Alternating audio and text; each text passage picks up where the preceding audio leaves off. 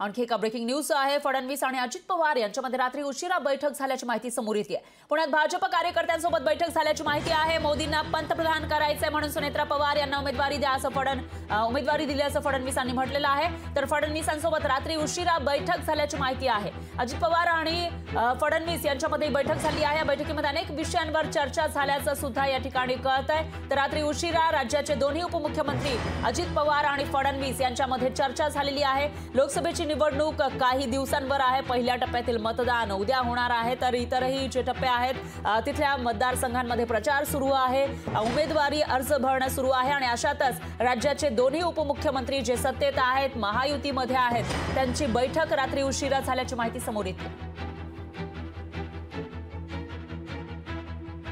माझी देवेंद्रजींची बराच उशिरापर्यंत होती। माझी साधारण मी 9ला गेलो आणि 10 साडेदहा झाला तिथं बाहेर पडलो।